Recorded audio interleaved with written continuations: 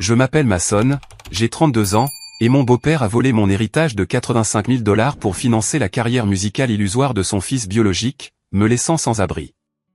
10 ans plus tard, il s'est retrouvé sur ma table d'opération, implorant ma clémence financière. Avant de vous raconter le moment le plus satisfaisant de toute ma vie, impliquant un boîtier de CD en plastique, dites-moi d'où vous regardez dans les commentaires ci-dessous. Le bourdonnement de la salle d'opération est quelque chose auquel on ne s'habitue jamais vraiment, même après 5 ans de pratique. C'est une vibration basse et constante, comme si l'on se trouvait dans le ventre d'une bête endormie. Je regarde la dure mère exposée du patient sur la table. Un hématome sous-dural. Une routine pour moi maintenant, mais une question de vie ou de mort pour l'homme sous les lumières. Aspiration, dis-je. Ma voix était calme. Elle l'est toujours quand je suis dans ma zone. Mon infirmière chirurgicale, Sarah, se déplaçait avec la précision d'une danseuse. Elle me gifla l'instrument dans la main gantée avant même que j'aie complètement étendu mes doigts. Nous avions fait ça 100 fois. Nous n'avions pas besoin de mots. Les signes vitaux sont stables, docteur, murmura l'anesthésiste de derrière le rideau. Je me suis concentré sur le travail délicat de soulager la pression sur le cerveau. C'est là que je vivais. C'est là que j'avais le contrôle. Dans le monde extérieur, les choses étaient désordonnées. Les émotions étaient imprévisibles. Les gens mentaient. Mais ici, ce n'était que de l'anatomie, de la physiologie et de la physique. Si vous coupez le bon vaisseau, le saignement s'arrête. Si vous cousez le bon tissu, la guérison commence. C'était juste. 1 heure plus tard, je me lavais les mains. L'eau était brûlante, exactement comme je l'aime. Je regardais les bulles de savon tourbillonner dans le siphon, emportant avec elles la tension de l'opération. Je me suis séché les mains et j'ai vérifié mon téléphone dans le vestiaire. Cet appel manquait, tous du même numéro. Maman. J'ai senti un muscle de ma mâchoire se contracter. Je ne lui avais pas parlé depuis 6 mois.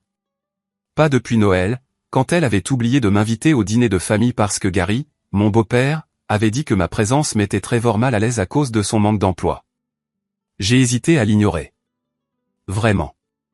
J'ai fixé l'écran en regardant sa photo.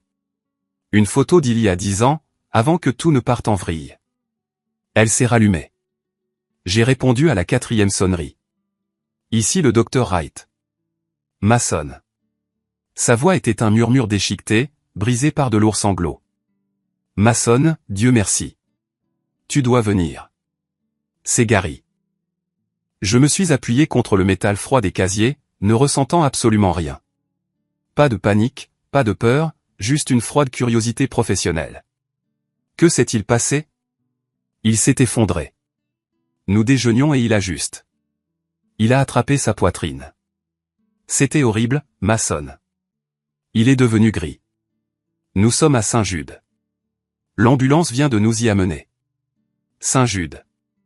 Mon hôpital. L'ironie ne m'a pas échappé. De tous les hôpitaux de Portland, les ambulanciers l'avaient amené à l'établissement phare du groupe médical dont je venais d'acheter une part de partenariat junior. Est-il stable? Demandai-je en sortant du vestiaire et en me dirigeant vers les ascenseurs. Je ne me suis pas pressé. J'ai marché au pas mesuré d'un homme qui maîtrise son temps. Je ne sais pas. Ils ne me disent rien. Ils l'ont juste emmené. Mason, s'il te plaît. Tu dois nous aider. Tu sais, nous n'avons plus la bonne assurance. Gary a laissé la police expirer le mois dernier parce que l'argent était serré. Bien sûr qu'il l'avait fait. Je suis dans le bâtiment, dis-je en entrant dans l'ascenseur et en appuyant sur le bouton du hall. Même si les urgences étaient au rez-de-chaussée, j'avais besoin d'un moment. J'avais besoin de respirer l'air de ma réussite avant d'inhaler la puanteur de leur échec. Je serai là dans 10 minutes. 10 minutes, Mason. Il pourrait être en train de mourir. Je suis neurochirurgien, mère, pas cardiologue. Je ne peux pas redémarrer son cœur avec un appel téléphonique. J'arrive. J'ai raccroché. Je suis d'abord allé au parking des médecins. J'avais besoin de la voir. J'avais besoin de toucher le métal froid du capot. Ma Porsche Panamera, gris ardoise. Ce n'était pas juste une voiture. C'était un trophée.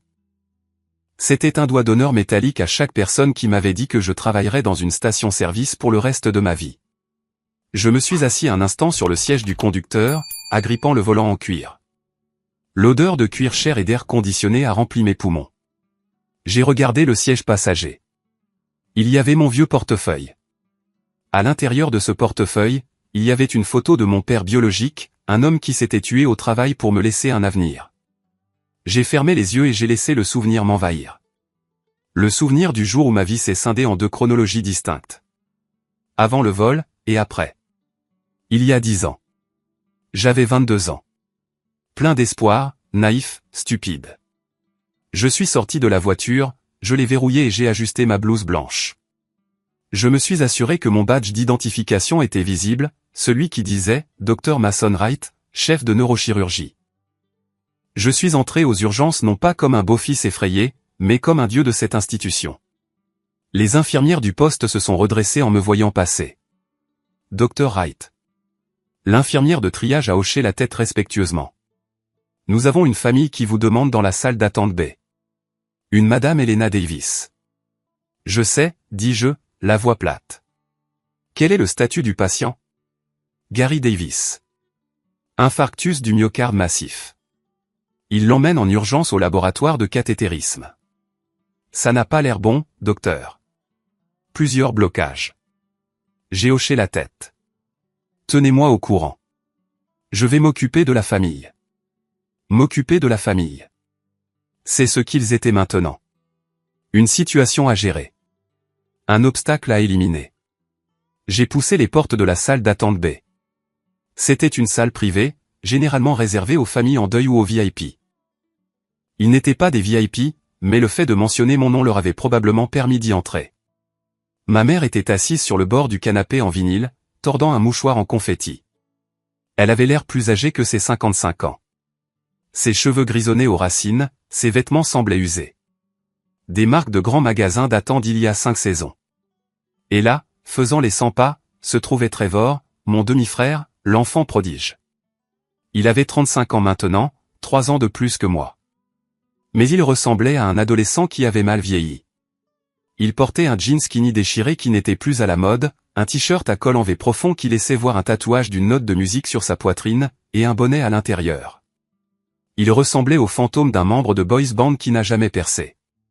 Quand la porte s'est refermée derrière moi, ils se sont tous les deux figés. Mason. Maman s'est levée d'un bond, se précipitant vers moi. Elle a tendu les bras pour me serrer dans ses bras, mais je n'ai pas ouvert les miens. Je suis resté raide, les mains dans les poches de ma blouse blanche. Elle s'est arrêtée à 1 mètre de moi, ses mains planant maladroitement dans les airs, puis retombant le long de ses flancs. Dieu merci, tu es là, souffla-t-elle, les yeux rougis. C'est un cauchemar. Il parle de chirurgie, de stent, de pontage. Il parle de centaines de milliers de dollars, Mason. Et, frérot, dit Trevor en s'avançant. Il essaya de garder un air cool, un sourire narquois, mais ses yeux allaient et venaient nerveusement. Ça fait un bail. Joli manteau. Tu as l'air officiel. Je suis officiel, Trevor, dis-je en le regardant de haut en bas. Je travaille ici. C'est vrai, c'est vrai. Écoute, mec. Trevor fourra ses mains dans ses poches. Gary est en mauvais état. Et la dame à l'accueil, elle demandait une carte de crédit juste pour lancer le processus sur les trucs non urgents pour plus tard. On est un peu à court de liquidité en ce moment. À court de liquidité? Répétais-je. L'audace était presque impressionnante. Ouais, tu sais comment est l'industrie, haussa les épaules Trevor. Les concerts sont saisonniers. Je suis entre 2 projets. Il veut dire faucher, traduisis-je pour le public dans ma tête. Mason, interrompit maman en attrapant ma manche. Gary a besoin de l'opération. Ils ont dit que sans ça, la prochaine le tuera. Mais nous n'avons pas la franchise. Nous n'avons pas le ticket modérateur. Nous n'avons rien. S'il te plaît, tu es médecin. Tu peux l'autoriser, non? Tu peux juste signer quelque chose. Je regardais sa main sur ma manche. La même main qui avait signé le chèque il y a 10 ans. Ça ne marche pas comme ça, maman, dis-je calmement. Ce n'est pas une cafétéria. On ne met pas ça sur une ardoise. La médecine coûte de l'argent. La main-d'œuvre coûte de l'argent. L'équipement coûte de l'argent. Mais la famille, commença-t-elle, les larmes lui montant à nouveau aux yeux. Nous sommes une famille. J'ai ri. C'était un son bref et sec, comme une brindille qui se brise. La famille. J'ai marché jusqu'à la fenêtre, regardant le parking où ma Porsche brillait sous les lampadaires. Vous voulez parler de la famille, demandai-je en leur tournant le dos. Parlons de la famille. Parlons du printemps 2014. Mason, pas maintenant, plaida maman. Pas quand Gary est en train de mourir. C'est exactement le moment. Je me suis retourné, le visage dur. Parce qu'en ce moment, vous avez besoin d'argent. Beaucoup d'argent. Environ 85 000 $, à peu près, n'est-ce pas? Maman blêmit. Trevor regarda le sol, frottant sa botte contre le linoléum. Ce chiffre vous semble familier, n'est-ce pas? Je me suis approché d'eux. L'air dans la pièce s'est alourdi. Il ressemble exactement au montant que mon père m'a laissé. Le montant que vous aviez promis de garder en sécurité. Nous avons fait ce que nous pensions être le mieux, lança Trevor, la voix craquante. C'était un investissement. Un investissement, répétai-je. Passons en revue cet investissement, voulez-vous? Et tandis que je me tenais là, les regardant se tortiller sous la lumière stérile de la salle d'attente de l'hôpital, mon esprit retourna à cette table de cuisine. Je pouvais sentir le poli au citron sur le bois. Je pouvais entendre le grattement du stylo. Je pouvais sentir le moment exact où mon cœur s'est brisé. Il y a 10 ans, la cuisine sentait toujours les produits de nettoyage et le déni. Ma mère était obsédée par la propreté de la maison, comme si frotter les comptoirs pouvait effacer la tension qui flottait dans l'air chaque fois que Gary était à la maison. J'avais 22 ans, en dernière année d'université. Je venais d'être accepté en médecine à l'université de santé et de sciences de l'Oregon. C'était le moment le plus fier de ma vie. J'avais cumulé 2 emplois pendant mes études de premier cycle pour payer mes frais de subsistance afin de ne pas toucher au fonds d'études. Ce fonds était sacré. Mon père biologique, un homme dont je me souvenais à peine mais que j'aimais farouchement, était mort dans un accident de chantier quand j'avais 4 ans. L'indemnité d'assurance avait été placée dans un fonds en fiducie, 85 000 $. Ce n'était pas des millions, mais c'était suffisant pour payer une part importante de mes études de médecine. C'était ma liberté. C'était le dernier cadeau de mon père pour s'assurer que je n'aurais pas à lutter comme il l'avait fait. « Assieds-toi, Mason, dit Gary. Il ne leva pas les yeux de son journal. Gary était un homme imposant mais mou. Il était directeur d'un garage de vidange, mais il agissait comme s'il était le PDG de General Motors. Il commandait la table du dîner comme une salle de conseil. Je m'assis. Maman était à la cuisinière, remuant une marmite de chili, le dos tourné. C'était le premier mauvais signe. Elle ne me regardait pas. Trevor était là aussi. Il avait 25 ans à l'époque, assis les pieds sur la chaise vide, grattant maladroitement une guitare acoustique. Il fredonnait une mélodie fausse, perdue dans son propre monde de grandeur perçue. « Quoi de neuf ?» demandai-je en posant ma lettre d'admission sur la table. Je voulais vous parler de l'acompte pour les frais de scolarité. Je dois accéder au fonds pour envoyer le chèque avant vendredi. Gary baissa enfin le journal. Il prit une gorgée de sa bière, mit longtemps à avaler, puis s'éclaircit la gorge. À ce sujet, dit Gary, nous avons procédé à une restructuration financière. Restructuration? J'ai froncé les sourcils. Qu'est-ce que ça veut dire? Le fonds est à mon nom, non? Enfin, maman est la fiduciaire jusqu'à mes 25 ans. Mais c'est pour mes études. Techniquement, dit Gary en agitant la main d'un air dédaigneux, l'argent est pour le bien-être des enfants de la famille. Le libellé était assez large. Mon estomac se noie. Gary, que veux-tu dire? Trevor a une opportunité, dit maman depuis la cuisinière. Elle ne se retourna toujours pas. Sa voix était fine, tremblant légèrement. Une très grande opportunité, Mason. La Juillard, demandai-je en regardant Trevor. Tu as été admis dans un conservatoire? Trevor renifla. L'école, s'il te plaît. L'école, c'est pour les gens qui ne savent pas faire. Non, mec. J'ai rencontré ce producteur, un gros bonnet. Il dit que j'ai le look, que j'ai le son, mais qu'il faut payer pour jouer dans cette industrie. Tant de studios, marketing, une démo, les frais de subsistance à New York pendant 1 an pendant que je fais du réseautage. Ça s'additionne. D'accord, dis-je lentement. Alors, tu vas prendre un prêt? Gary frappa sa main sur la table.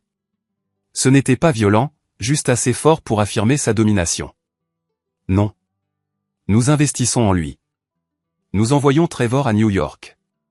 Avec quel argent, demandai-je, bien que je connaisse déjà la réponse. La froide réalisation se propageait dans mes veines comme de l'eau glacée. Nous avons retiré l'argent du fonds ce matin, dit Gary. Juste comme ça, comme s'il parlait d'acheter une tondeuse d'occasion. Le chèque est déjà fait au nom de Trevor. Je le fixai. Puis je regardai le dos de ma mère. Maman, tu lui as donné mon argent pour les frais de scolarité? Elle se retourna enfin. Ses yeux étaient humides, mais sa mâchoire était serrée dans cette ligne têtue qu'elle prenait quand elle répétait les opinions de Gary. Mason, chérie, s'il te plaît, comprends. Tu es intelligent. Tu as toujours été doué pour les études. Tu peux obtenir des bourses. Tu peux obtenir des prêts. Trevor, c'est sa seule chance. C'est un artiste. Son âme en a besoin. Son âme.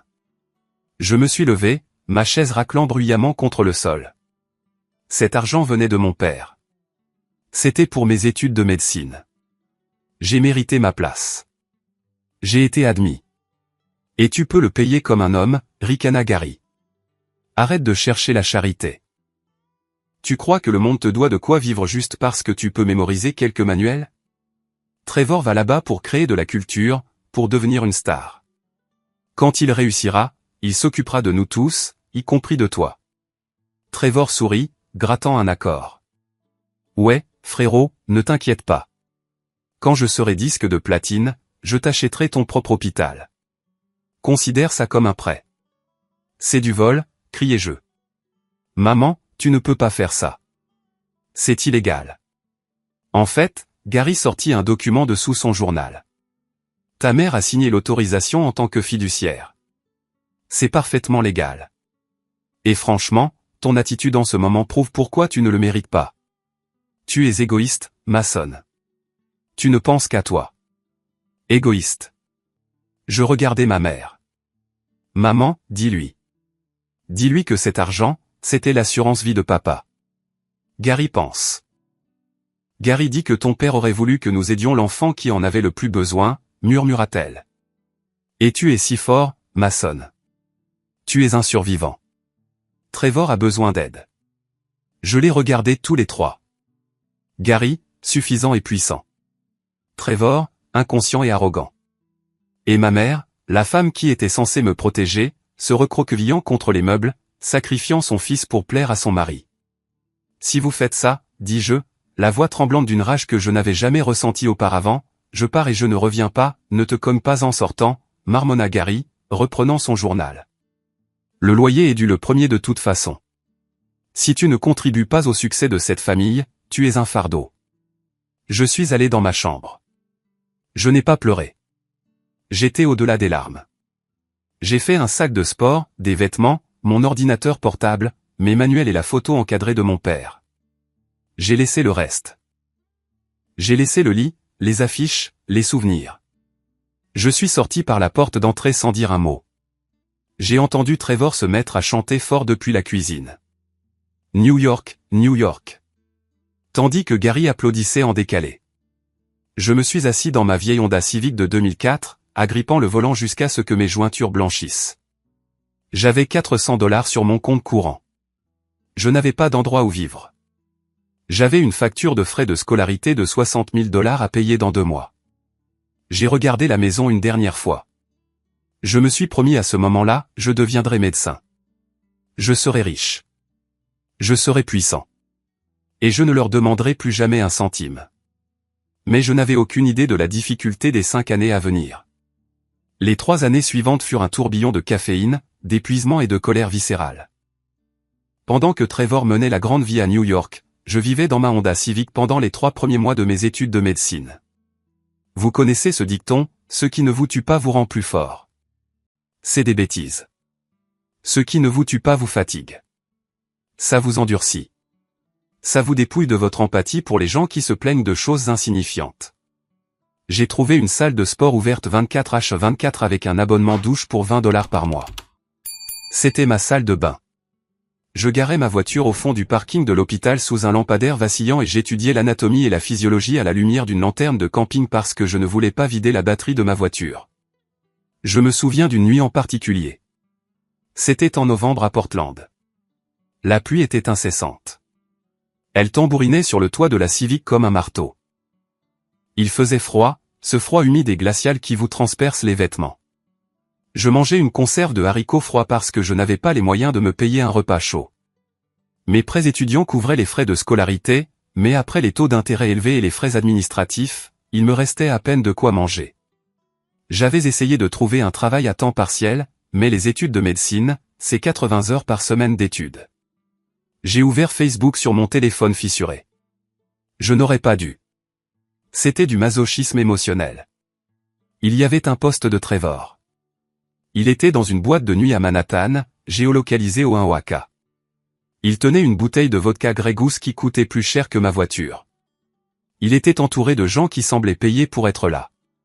La légende disait, à la poursuite des rêves, le travail ne s'arrête jamais. Le travail. Il appelait boire de la vodka avec l'argent de mon père, le travail. J'ai jeté mon téléphone sur le siège passager. J'avais envie de crier, mais j'étais trop fatigué. Une semaine plus tard, j'ai touché le fond. Je n'avais plus d'argent pour manger 3 jours avant le versement de mon prêt. J'étais étourdi pendant les tournées. Mon médecin traitant, le docteur Holloway, l'a remarqué. Right, aboya-t-il lors d'un examen neurologique. Vous vacillez. Vous êtes ivre? Non, monsieur, marmonnai-je. Je n'ai juste pas pris de petit déjeuner. Mangez, dit-il d'un air dédaigneux. Je n'ai pas besoin que des résidents s'évanouissent sur mes patients. J'ai quitté l'hôpital et je suis allé dans un centre de don de plasma un peu plus loin. Je me suis assis dans un fauteuil en vinyle pendant 1 heure pendant qu'une machine pompait le sang de mon corps, séparait le plasma et me réinjectait la solution saline froide. J'ai reçu 40 $ sur une carte de débit. J'ai acheté du beurre de cacahuète, du pain et des pommes. Je me sentais comme un roi. Ce soir-là, j'ai reçu un message de Marcus. Marcus était le meilleur ami de Trevor au lycée. Le seul qui semblait avoir un cerveau. Marcus, et mec. Je sais que toi et ta famille ne vous parlez pas, mais j'ai pensé que tu devrais savoir. Moi, savoir quoi? Marcus, j'ai rendu visite à Trevor à New York la semaine dernière. Il ne prend pas de cours, maçon. Il a abandonné l'atelier de théâtre après 2 semaines parce que le professeur étouffait sa créativité. Moi, alors, qu'est-ce qu'il fait? Marcus, il fait la fête. Il fait du réseautage dans les clubs tous les soirs. Il loue un loft à Brooklyn qui coûte 4 000 $ par mois. Il dilapide cet argent, maçonne, vite. Il a acheté un bulldog français de race pure nommé Hamilton. J'ai fixé l'écran. L'argent de mes frais de scolarité, l'argent du sang de mon père. Il se transformait en nourriture pour chiens et en vodka. Ce message a changé quelque chose en moi. Avant, j'essayais juste de survivre. Maintenant, j'étais animé par une pure et simple rancune. La rancune est un carburant puissant. Il brûle salement, mais il brûle fort. J'ai étudié plus dur. Je suis devenu obsédé. Quand les autres étudiants sortaient boire un verre le vendredi soir, j'étais au laboratoire d'anatomie. J'ai disséqué chaque nerf, chaque vaisseau jusqu'à ce que je puisse le faire les yeux fermés. Je me suis porté volontaire pour chaque service supplémentaire. Je me suis rendu indispensable aux résidents. J'ai obtenu mon diplôme en tête de ma classe, major de promotion. J'ai envoyé une invitation à la cérémonie de remise des diplômes à la maison de ma mère.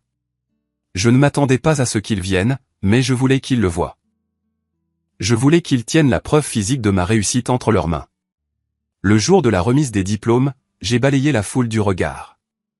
J'ai vu des centaines de parents fiers, en larmes, tenant des fleurs. J'ai cherché ma mère. Elle n'était pas là. Plus tard, j'ai vérifié Facebook. Gary avait posté une photo de 3 dans un casino à Reno. La légende, week-end en famille pour célébrer le retour de Trevor de New York. La grosse pomme n'était pas encore prête pour son génie, mais il est de retour pour se regrouper. Ils sont allés dans un casino le jour de ma remise de diplôme. Je me tenais dans ma toge et mon mortier, tenant mon diplôme. Le docteur Caldwell, le doyen de la médecine, m'a serré la main. « Docteur Wright », a-t-il dit. « Vous avez un brillant avenir devant vous. Nous avons de la chance de vous garder pour votre résidence. »« Merci, monsieur », ai-je dit. « Je ne vous décevrai pas, je suis retourné à ma voiture. » J'avais amélioré pour une Toyota Camry d'occasion à ce moment-là. Et j'ai conduit jusqu'au cimetière. Je me suis assis près de la tombe de mon père. « Je l'ai fait, papa », ai-je dit à la pierre tombale. « Je l'ai fait sans eux. Et je te promets que je ferai en sorte qu'ils ne nous prennent plus jamais rien. » 5 ans plus tard, le succès en médecine est exponentiel. Une fois que vous avez franchi la barrière de la résidence et que vous devenez titulaire, le monde s'ouvre à vous. Je me suis spécialisé en neurochirurgie, à haut risque et haute récompense. J'avais des mains stables et des nerfs d'acier, des traits forgés sur la banquette arrière froide d'une Honda Civic. J'ai commencé à gagner de l'argent réel, le genre d'argent que Gary faisait semblant d'avoir. J'ai acheté un condo dans le Pearl District. J'ai acheté la Porsche, non pas parce que je me souciais des voitures, mais parce que Gary les aimait. Je voulais un jour me présenter chez eux dans une voiture qui coûtait plus cher que leur maison. Petit? Oui. Satisfaisant? Absolument. Pendant ce temps, l'enfant prodige s'était écrasé. Trevor avait dilapidé les 85 000 $ en 18 mois.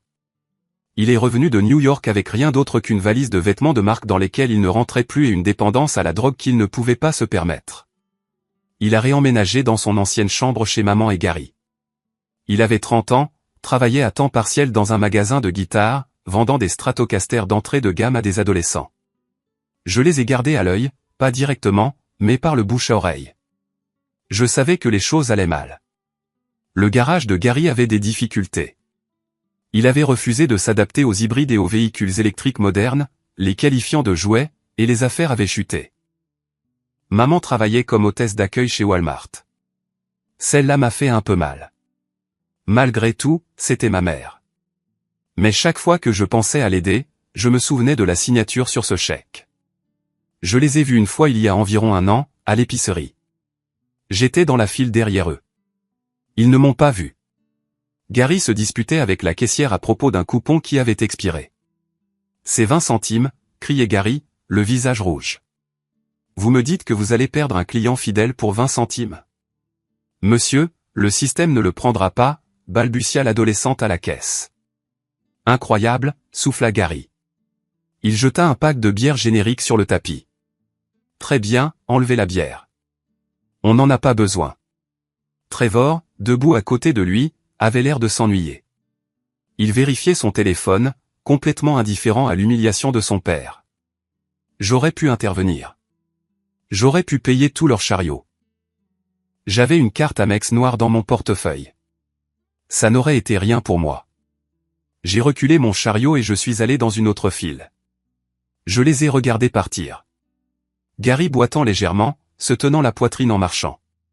C'était le signe avant-coureur, le boitement, l'essoufflement, le visage rouge. Gary était une bombe à retardement de cholestérol et de stress. Mais Gary ne croyait pas aux médecins. Des charlatans, les appelait-il. Ils veulent juste vous facturer des tests dont vous n'avez pas besoin. Alors il a ignoré les douleurs thoraciques. Il a ignoré les vertiges.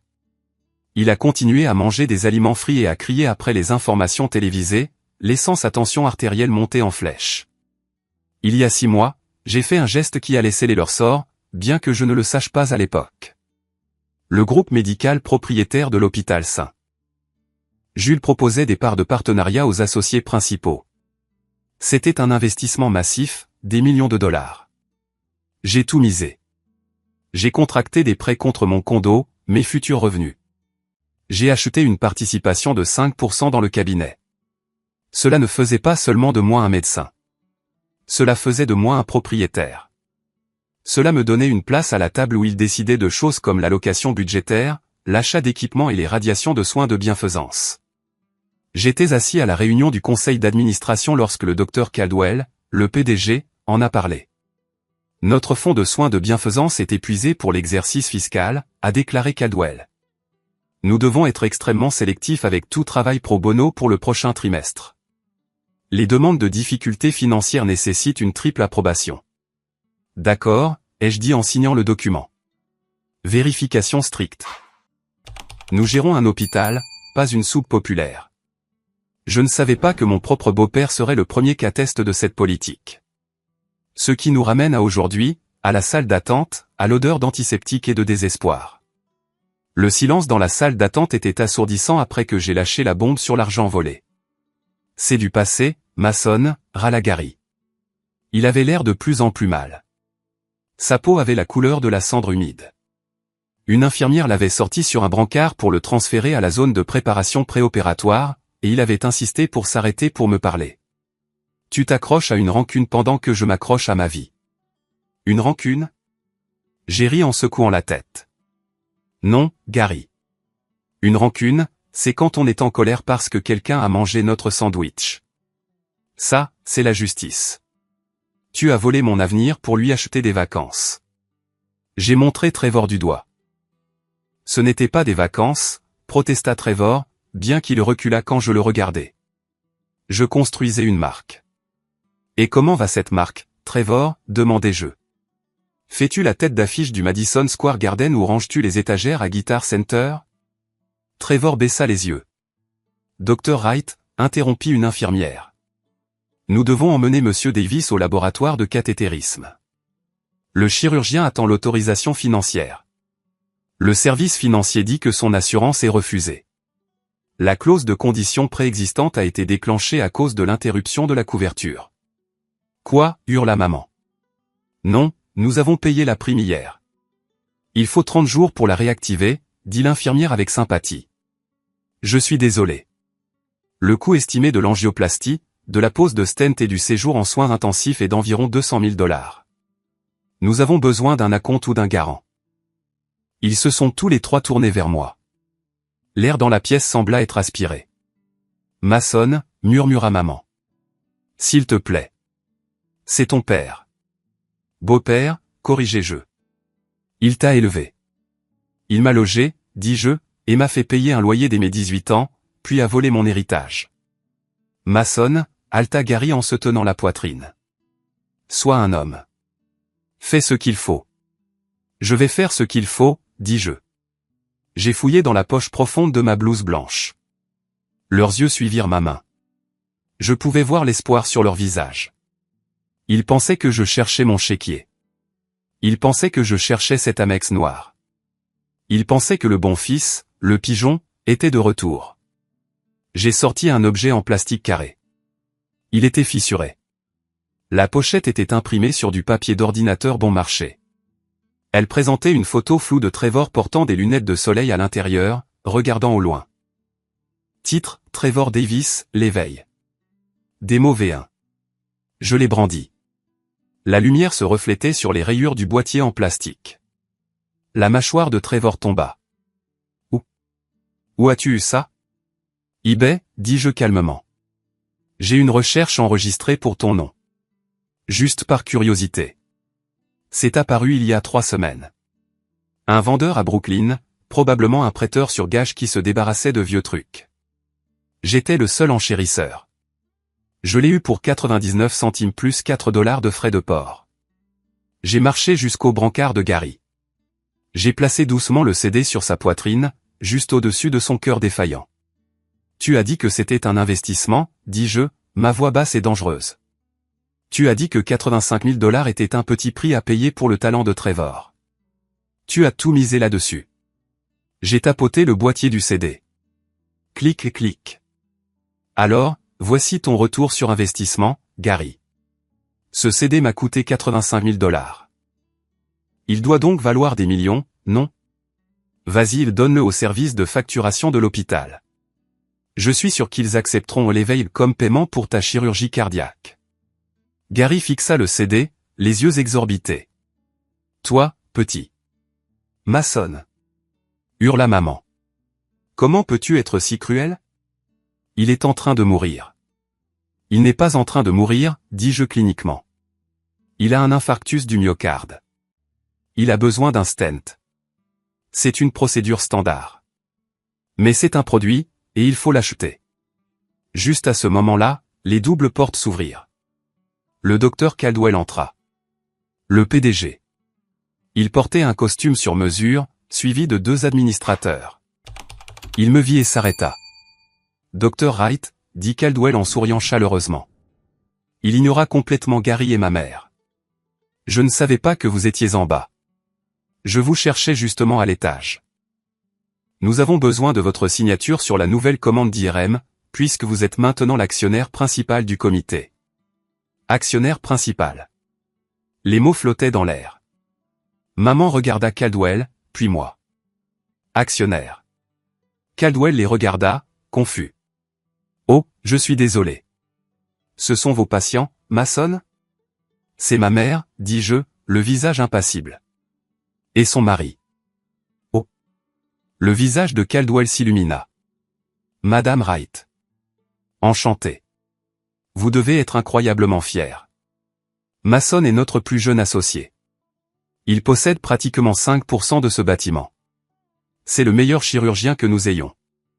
Gary avait l'air d'avoir une deuxième crise cardiaque. La prise de conscience le frappa comme un train de marchandises. Je n'étais pas seulement un employé. J'étais le propriétaire. Eh bien, Caldwell vérifia sa montre. Je vous laisse gérer ça. Nous traitons la famille comme de l'or ici, bien sûr. Caldwell s'éloigna. Maman me regarda avec de grands yeux terrifiés. Tu possèdes l'hôpital? Une partie, dis-je. Assez pour avoir mon mot à dire sur les demandes de soins de bienfaisance. Alors fais-le, cria Trevor. Signe le papier. Sauve-le. Je regardai Trevor, puis Gary, puis le CD sur la poitrine de Gary. Non, dis-je. Non. Maman haleta. Elle avait l'air comme si je l'avais giflé. Je ne le signerai pas comme un cas de bienfaisance, dis-je. Parce que ce n'est pas de la bienfaisance. La bienfaisance, c'est pour les gens qui ont épuisé toutes les options.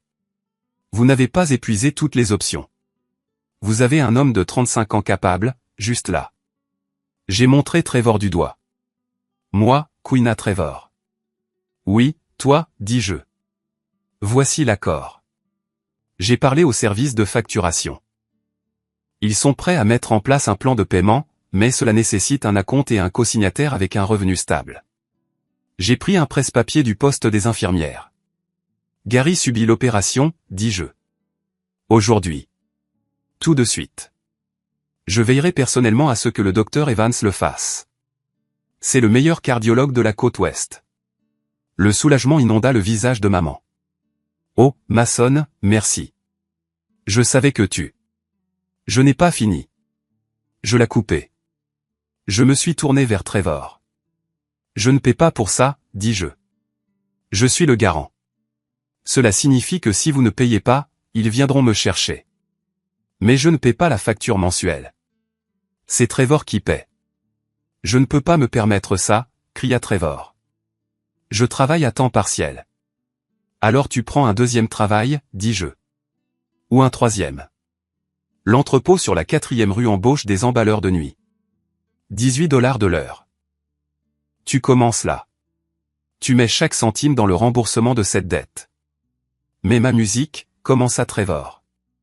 Ta musique est finie, lancez-je. Le marché a parlé. Elle vaut 99 centimes sur eBay. Il est temps de grandir, Trevor. Tu veux sauver ton père?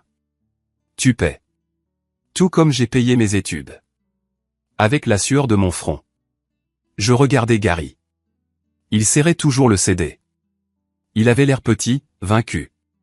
Et toi, Gary, dis-je. Quand tu te remettras, et tu te remettras, tu vas me signer une reconnaissance de dette de 85 000$ plus les intérêts calculés à partir de 2014. Tu ne peux pas être sérieux, murmura Gary. Je suis mortellement sérieux, dis-je. Tu as volé un enfant. Tu as volé un orphelin. Tu vas le rembourser. Je me fiche que tu dois vendre la maison. Je me fiche que tu dois vendre ton camion. Tu vas me rembourser chaque centime. Et si nous disons non, demanda maman, la voix tremblante. Alors Gary peut aller à l'hôpital du comté un peu plus loin, dis-je en vérifiant ma montre. Le temps d'attente à leurs urgences est actuellement de 6 heures. Il pourrait s'en sortir, il pourrait ne pas s'en sortir. Silence. Le moniteur bipait. La fréquence cardiaque de Gary s'accéléra légèrement. Bip. Bip. Bip. Gary ferma les yeux. Une seule larme s'échappa. Ce n'était pas une larme de tristesse. C'était une larme d'humiliation. Il savait qu'il avait perdu. La dynamique du pouvoir avait changé de façon permanente. Il n'était plus le patriarche. Il était le dépendant. Très bien, murmura Gary. Très bien. On le fera. Trevor. Je le regardais. Trevor regarda son père, pâle et haletant sur le brancard. Il me regarda, debout et grand dans ma blouse blanche. Il regarda ses propres mains, douces et sans callosité. Je prendrai le travail à l'entrepôt, marmonna Trevor. Bien. J'ai fait un signe de tête à l'infirmière. Emmenez-le au laboratoire de cathétérisme. Alors qu'ils emmenaient Gary, le CD glissa de sa poitrine et tomba bruyamment sur le sol. Personne ne le ramassa. Maman se tenait là, me regardant. Elle ne savait pas si elle devait me serrer dans ses bras ou me gifler. « Tu as changé, Mason, dit-elle. Tu étais si doux avant. »« Je n'ai pas changé, maman, dis-je en me tournant pour retourner aux ascenseurs. J'ai juste grandi. Vous devriez essayer un jour. » Je suis retourné à l'ascenseur, appuyant sur le bouton pour le dernier étage, mon bureau. Quand les portes se sont fermées, j'ai expiré un souffle que j'avais l'impression de retenir depuis 10 ans. Mes mains tremblaient légèrement, non pas de peur, mais de l'adrénaline d'avoir enfin, défendu le garçon de 22 ans qui avait été mis à la porte sous la pluie. Je suis allé à la fenêtre de mon bureau et j'ai regardé la ville. J'ai vu la baie des ambulances. J'ai vu les lumières de la ville. J'avais sauvé sa vie. Je savais que le docteur Evans le réparerait. Mais je m'étais aussi sauvé moi-même. Je me suis assis à mon bureau en acajou. J'ai sorti mon téléphone et j'ai ouvert mon application bancaire. J'ai regardé le solde. Il y avait beaucoup de zéros. Mais la chose la plus précieuse que je possédais n'était pas l'argent. C'était le regard sur le visage de Gary quand il a réalisé que le beau-fils inutile était la seule chose qui se tenait entre lui et la tombe. 6 mois se sont écoulés depuis ce jour. Et laissez-moi vous dire, les nouvelles sont satisfaisantes. Mais je garderai les détails de la nouvelle vie de Trevor en tant qu'emballeur d'entrepôt et du premier chèque de paiement de Gary pour la prochaine partie. 6 mois. C'est le temps qu'il faut à un os pour se ressouder complètement ou à une vie pour changer complètement de trajectoire. C'était un mardi d'octobre, le genre de journée fraîche et pluvieuse de Portland qui fait coller les feuilles au trottoir. J'étais assis dans mon bureau à l'hôpital, examinant les rapports budgétaires trimestriels du service de neurochirurgie. Les chiffres étaient bons. Le service était rentable. Mes investissements personnels étaient en hausse. À tous les égards, je gagnais. Mais la transaction la plus importante de la journée ne se trouvait pas sur la feuille de calcul devant moi. Elle était dans l'enveloppe posée sur le coin de mon bureau en acajou. Elle était arrivée ce matin. Pas d'adresse de retour. Juste mon nom écrit à la main dans une écriture que j'ai reconnue instantanément. Je l'ai prise. Elle était légère. J'ai utilisé mon coupe-papier en argent pour fendre le dessus. À l'intérieur, il y avait un chèque de banque. Montant, $1200. Mémo, paiement 1 sur 84. Je l'ai fixé. C'était le premier versement de Gary. Je me suis adossé à ma chaise Herman Miller et j'ai expiré longuement. Pendant 10 ans, j'avais imaginé ce moment. Je pensais que je me sentirais triomphant. Je pensais que je voudrais encadrer le chèque et l'accrocher à mon mur comme un trophée de chasse. Mais en le tenant maintenant, je n'ai pas ressenti une poussée de dopamine. J'ai ressenti un soulagement, un apaisement calme et lourd de la poussière. Mon téléphone a vibré. C'était un texto de Trevor. Trevor et Mason. Je voulais juste m'assurer que le chèque est arrivé. Papa est allé à la banque hier. Aussi, on peut parler ? Je suis en pause déjeuner. J'ai hésité. Depuis le jour aux urgences, mon contact avec eux avait été purement transactionnel. J'avais mis en place le plan de paiement par l'intermédiaire d'un avocat pour éviter d'avoir à parler à Gary. Mais Trevor ? Trevor était une variable différente. Moi, où es-tu ? Trevor, l'entrepôt sur la 4e. Je suis à l'arrière. J'ai attrapé mon manteau. Je n'ai pas pris la Porsche cette fois.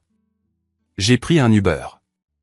Je ne voulais pas étaler ma richesse sur le parking du centre logistique où mon demi-frère suait pour 18 $ de l'heure. Quand je suis arrivé, l'entrepôt était une ruche d'activité. Des chariots élévateurs qui bipaient, des camions qui reculaient, une odeur de diesel et de carton. J'ai fait le tour par l'arrière, près des quais de chargement. J'ai trouvé Trevor assis sur une barrière en béton, mangeant un sandwich emballé dans du papier d'aluminium. Il avait l'air différent. Les jeans skinny et les cols en V avaient disparu, remplacés par des bottes de travail, un pantalon en toile épaisse et un gilet de haute visibilité. Il avait pris du poids, du muscle, pas de la graisse. Son visage était brûlé par le soleil, et ses mains. J'ai regardé ses mains alors qu'il déballait son sandwich. Elles étaient couvertes de taches de graisse et de petites coupures. Les ongles étaient courts et sales. Ce n'étaient pas les mains d'une star de Broadway. C'étaient les mains d'un homme qui travaillait. Et, dis-je. Trevor sursauta, laissant presque tomber son déjeuner. Il se leva rapidement, s'essuyant la bouche. Mason. Tu es venu. J'ai reçu le chèque, dis-je en restant à quelques mètres de lui. Bien. Trevor hocha la tête. Il avait l'air fatigué. Il y avait des cernes sous ses yeux. Papa. Papa est assez anéanti à ce sujet. Il a dû vendre son bateau de pêche pour faire la compte sur la facture de l'hôpital, et il vend le deuxième camion la semaine prochaine. Il a volé 85 000 $, Trevor, lui ai-je rappelé. Un bateau de pêche, c'est s'en tirer à bon compte. Je sais, dit Trevor. Il baissa les yeux sur ses bottes. Je le sais maintenant. Écoute, Mason. C'est en fait de ça que je voulais te parler. Il a fouillé dans sa poche arrière et en a sorti un petit carnet usé. Il me l'a tendu. Qu'est-ce que c'est? Demandai-je. Lis juste la dernière page, dit-il. Je l'ai ouvert. Ça ressemblait à un registre. Des dates, des montants et des notes. Janvier 2016, 40 $. Pourboire de barman. Février 2016, 50 $. Vendu une pédale de guitare. Mars 2016, 25 $. Seau de dîner. La liste continuait sur des pages. Des années de petits montants insignifiants. J'ai essayé, dit doucement Trevor. Quand j'étais à New York, quand j'ai réalisé que je n'allais pas y arriver, j'ai commencé à économiser. Je voulais te rembourser. Je savais que c'était mal, Mason. Je l'ai toujours su. Mais j'étais un lâche. J'avais peur de Gary. Il n'arrêtait pas de me dire que j'allais devenir une star. Et si j'admettais que je te devais de l'argent, j'admettais que j'avais échoué. J'ai regardé le total au bas de la dernière page. Total économisé, 4 350 $. C'était une goutte d'eau dans l'océan. Ça ne couvrirait même pas un semestre de livres. Mais c'était quelque chose. C'était la preuve que si Gary était un narcissique, Trevor n'était qu'un gamin faible qui avait été surprotégé jusqu'à la mort. Où est cet argent maintenant, demandai-je. Sur un compte d'épargne, dit Trevor. Je n'y ai pas touché, même quand j'étais fauché. Même quand je voulais acheter, il s'interrompit. Je n'y ai pas touché. Je veux te le transférer aujourd'hui, séparément de la dette de Gary. C'est ma pénitence. Je l'ai regardé, je l'ai vraiment regardé. Pour la première fois depuis 10 ans, je n'ai pas vu l'enfant prodige qui m'avait volé ma vie. J'ai vu un homme de 35 ans qui, enfin, grandissait douloureusement. Garde-le, dis-je en lui rendant le carnet. Trevor cligna des yeux. Quoi? Garde les 4000, dis-je. Utilise-les pour prendre un cours, un vrai cours. Ou pour réparer ta voiture, pour que tu puisses arriver au travail à l'heure. Considère ça comme la bourse que je n'ai jamais eue. Je ne peux pas, secoua la tête Trevor. Je te dois de l'argent. Tu me rembourses, dis-je en désignant l'entrepôt derrière lui. Tu travailles de nuit. Tu transpires. Tu te démènes pour ton père. C'est ça le paiement, Trevor. L'argent que Gary me paie, c'est pour le principal. Le travail que tu fais, c'est pour l'âme. Les yeux de Trevor s'emplirent de larmes. Il détourna le regard, embarrassé. Je suis désolé, Mason. Pour tout. Pour avoir été un gamin pourri gâté, pour les avoir laissés le prendre. Je sais, dis-je. Et pour la première fois, je l'ai vraiment cru. Comment va-t-il, demandai-je. Gary.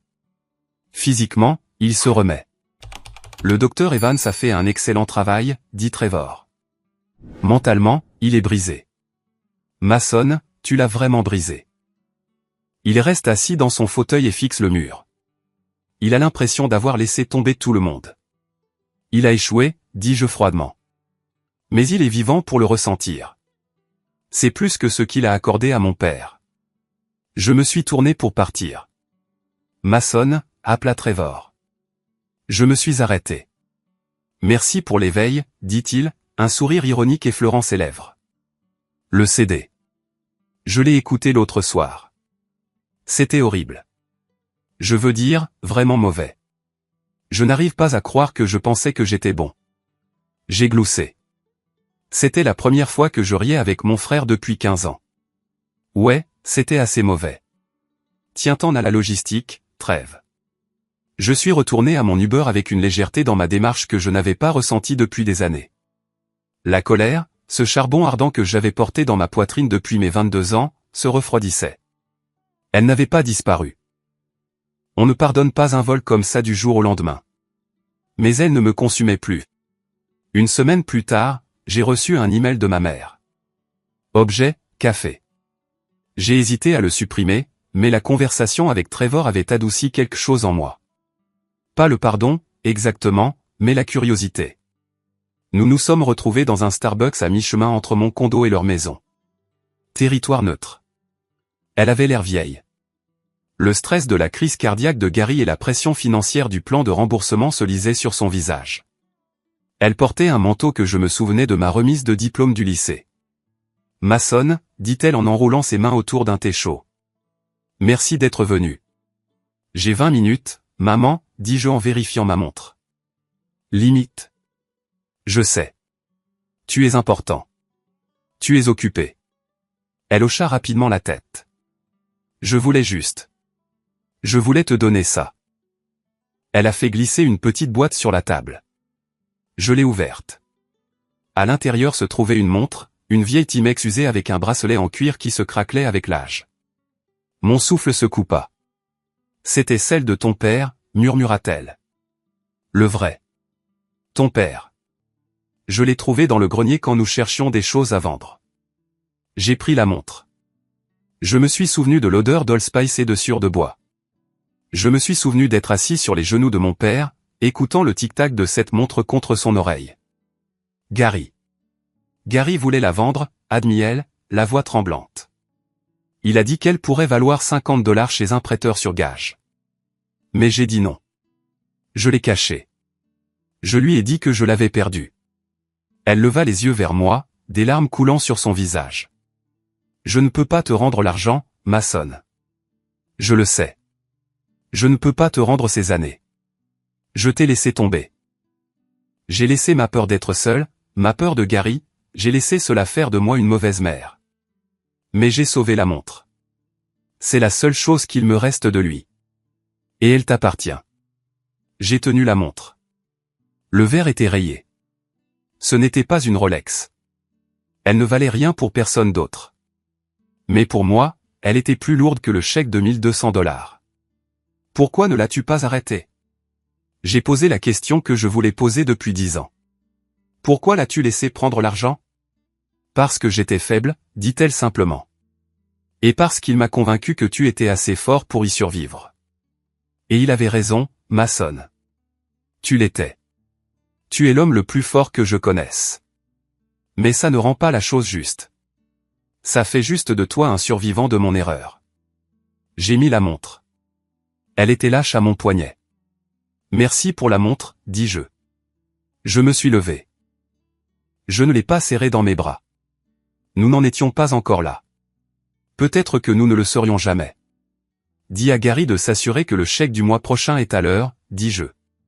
Il le fera, hocha-t-elle la tête. Il a peur de toi, Mason. Bien, dis-je. Il devrait. Je suis sorti de ce Starbucks et sous la pluie. J'ai relevé le col de mon manteau et j'ai marché vers ma voiture. J'avais conduit la Porsche aujourd'hui. Elle était garée sur le trottoir, luisante, humide et grise, ressemblant à un requin attendant dans les bas-fonds. Je l'ai déverrouillé et je me suis glissé sur le siège du conducteur. La porte s'est fermée avec ce bruit sourd et coûteux que les ingénieurs passent des milliers d'heures à perfectionner. Le silence à l'intérieur fut instantané. J'ai posé mes mains sur le volant. J'ai regardé la montre Timex à mon poignet, juste à côté du poignet de ma chemise italienne sur mesure. Le contraste était saisissant. L'ancien et le nouveau, la pauvreté et la richesse, le passé et le présent. Pendant longtemps, j'ai pensé que le but de ma vie était de leur prouver qu'ils avaient tort. Chaque examen que j'ai réussi, chaque opération que j'ai effectuée, chaque dollar que j'ai gagné était une brique dans un mur que je construisais pour les tenir à l'écart. Je pensais que si je devenais assez riche, la douleur disparaîtrait. J'avais tort. L'argent n'a pas guéri la douleur. La Porsche n'a pas guéri la douleur. Même le fait de forcer Gary à me rembourser n'a pas guéri la douleur. Ce qui l'a guéri, c'est la prise de conscience que j'ai eue dans l'entrepôt avec Trevor et dans le café avec ma mère. Ils étaient petits. Ils n'étaient plus ces méchants monstrueux qui avaient du pouvoir sur moi. Gary était un homme malade et vieillissant qui vendait son camion pour payer une dette. Trevor était un gars en gilet de sécurité qui essayait de trouver un peu de dignité dans le travail acharné. Ma mère était une femme vivant avec le regret de ses choix. Ils n'étaient que des gens, imparfaits, brisés, petits. Et moi. Je n'étais plus la victime. Je n'étais pas le beau-fils. Je n'étais pas le compte en banque. J'étais le docteur Mason Wright. Je sauvais des vies. Je construisais des choses. J'avais traversé le feu de leur trahison et j'en étais sorti de l'autre côté non pas comme de la cendre, mais comme de l'acier. J'ai démarré le moteur. Le moteur a rugi, un grondement profond et guttural. Je suis sorti de la ville, en direction de la côte. J'avais besoin de conduire. Alors que l'autoroute s'ouvrait, j'ai pensé au concept d'héritage. Mon père m'a laissé 85 000 $. Ils l'ont volé. Mais ce faisant, ils m'ont par inadvertance donné un autre type d'héritage. Ils m'ont donné une faim. Ils m'ont donné une résilience qu'aucune somme d'argent ne pourrait acheter. Si j'avais eu cet argent, peut-être que j'aurais été plus tendre. Peut-être que je ne me serais pas battu si fort pour cette bourse. Peut-être que je ne serais pas le chirurgien que je suis aujourd'hui. Ne vous méprenez pas, je ne les remercie pas. Ce qu'ils ont fait était méprisable. Mais je remercie l'univers pour le résultat. Je me suis arrêté à un point de vue panoramique près de Cannon Beach. L'océan était agité, gris et violent contre les rochers. J'ai sorti mon téléphone. J'avais une dernière chose à faire. J'ai ouvert l'application bancaire. J'ai mis en place un nouveau virement automatique. Chaque mois, lorsque le chèque de 1200 $ de Gary serait encaissé, je transférerais automatiquement 1200 $ sur un nouveau fonds en fiducie. Bénéficiaire, à déterminer. Peut-être que ce serait pour mes propres enfants un jour.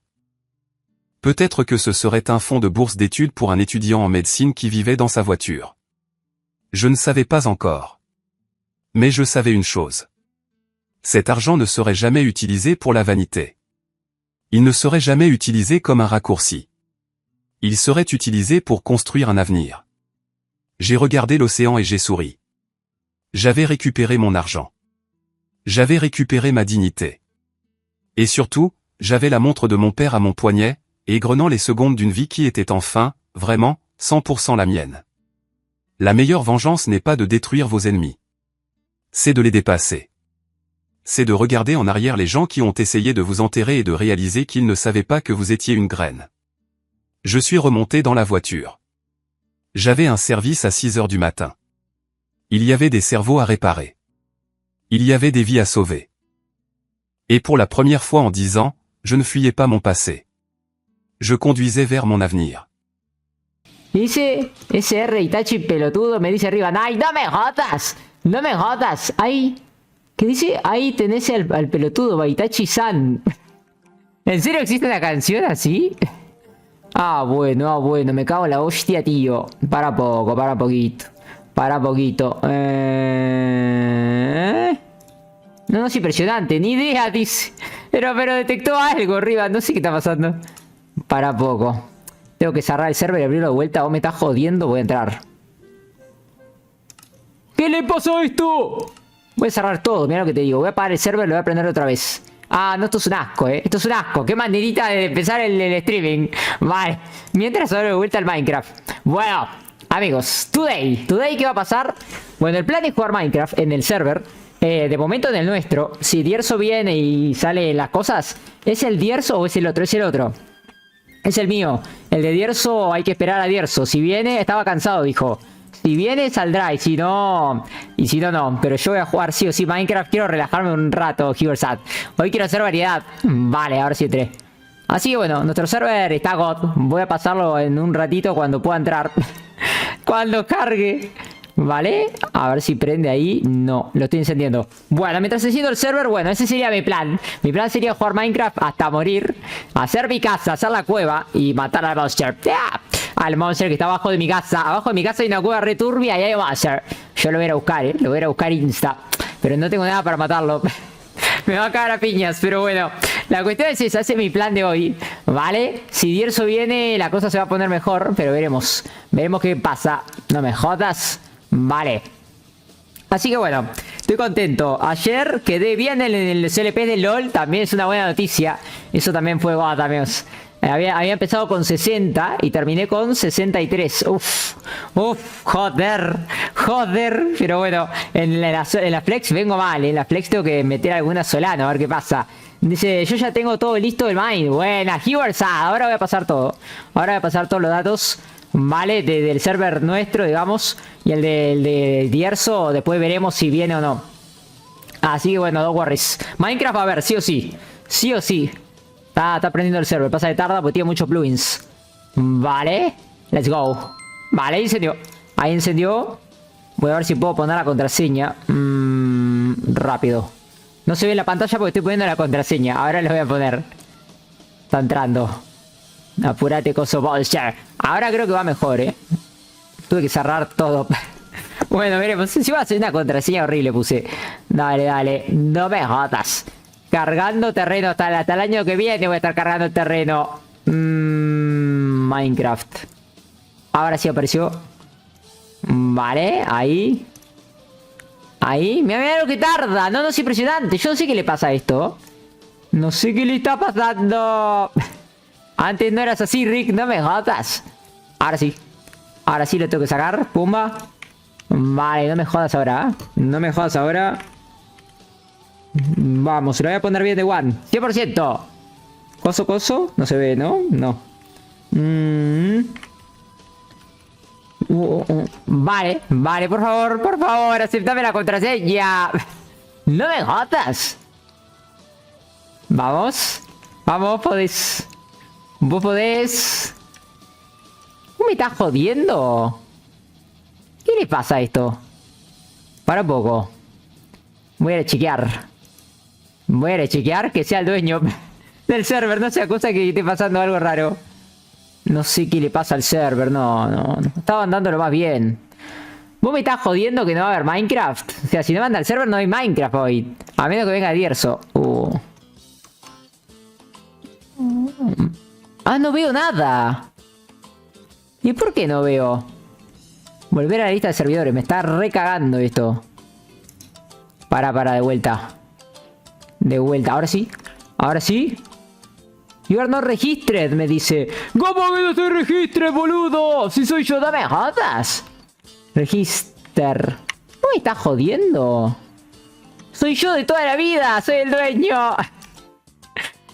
dueño. ¿Qué estás haciendo? Me dice que no estoy registrado. ¿Me estás jodiendo? Para un poco. Register. ¿Y joda? No puede ser fight. Para poquito. ¿Tengo que poner todo de vuelta? A ver.